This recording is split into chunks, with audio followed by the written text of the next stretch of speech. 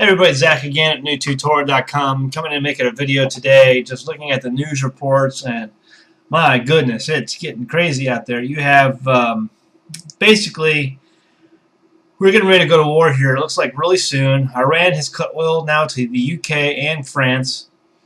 There's all kinds of rumors going around the internet right now about where warships are and how many warships we have in the Middle East, and there's conflicting reports of the warships that are docked back home.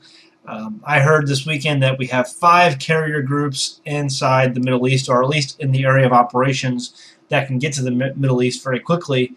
And I look at the Stratfor carrier locator today, and it's only showing that there are 2 in the Middle East with an amphibious warfare ship as well, an amphibious warfare ship group as well. So I mean, Stratfor has been proven to be wrong before. Some say misleading. I don't know. I had heard that Enterprise was heading to the Middle East, but according to Stratfor and their updated February 15th U.S. Naval Update map, it says Enterprise is in home port in Norfolk. So it's kind of hard to hide an aircraft carrier if you say it's in home port and it's not. But I don't know. Maybe that's true. Maybe it's not. But I had heard a week ago or so that Enterprise was heading to the Middle East.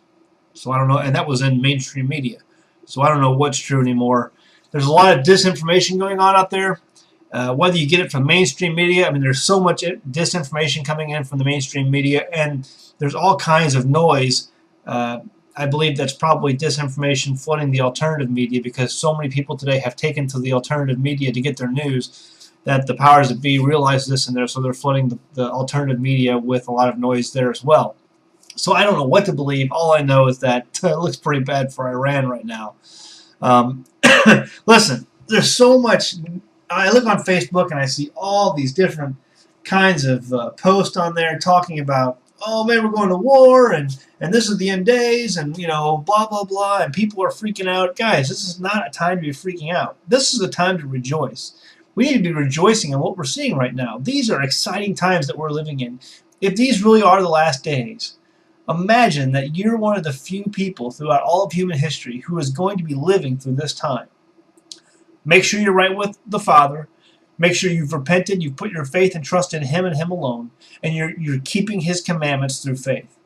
Yeah, you're saying, I'm going to do my best to follow His instructions, the Father's instructions to me. And then rejoice that you're living in these times. You should be rejoicing that, hey, this is the time that the Messiah is going to come back and free His people.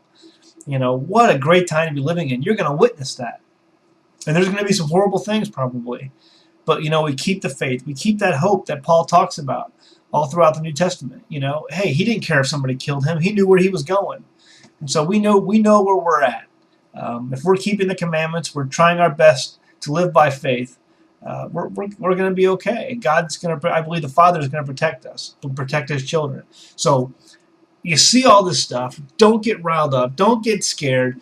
Prepare yourselves. Prepare your families. Don't sit on the sidelines thinking, oh, the Father's going to provide for me. He's given you the intellect and the knowledge to be able to see what's coming on the horizon. Do what you need to do to prepare. If you're not buying extra food right now, you're wrong. If you do not have at least one water filter, at least maybe 2, at least one water filter in your family, something portable that you can take with you, you're wrong. If you have not secured your finances and bought some gold and silver, or at least some silver, you're wrong. You need to start doing these. You need to be proactive.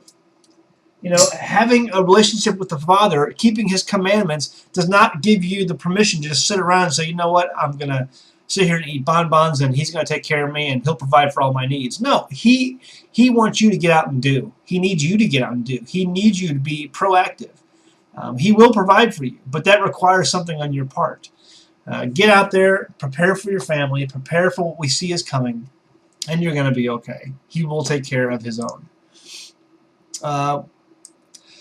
Like I said, there's all kinds of conflicting reports of the carrier movements, the troop movements, all throughout Europe. And I heard last night that there was a couple of brigades in Germany who are going to be coming home. I saw that on a website.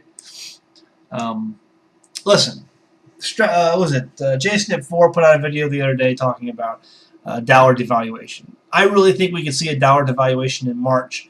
Lindsey Williams has talked about that on a number of different radio shows, that he has been told by alternative sources, that an alternative economist, that a dollar devaluation is coming. He is predicting sometime in February, which is the month we're in right now, or in March. I don't know. He predicted 40%. Lindsey Williams went on record predicting 40%. I don't know. They say he's got a good track record, but we'll see what happens.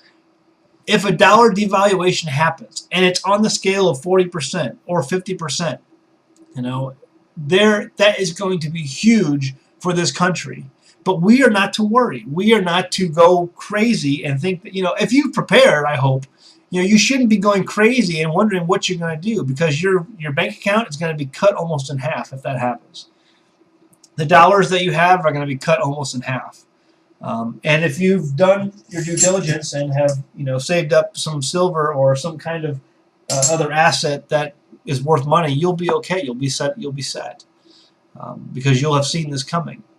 If a dollar devaluation happens, expect I'm just going to go ahead and say it, and this was also put out by the Bot Report, which is just a reading of all the things that are out there on the internet. Jason at 4 talked about it. If there is a dollar devaluation, you can expect a false flag event probably in a week or two after that. I would say probably 3 to 4 days after a dollar devaluation is announced for the United States. Because people are going to be so up in craziness that they're going to have something to direct their attention away from that onto something else. Either a natural disaster in the United States or a major war event over in the Middle East or in Europe.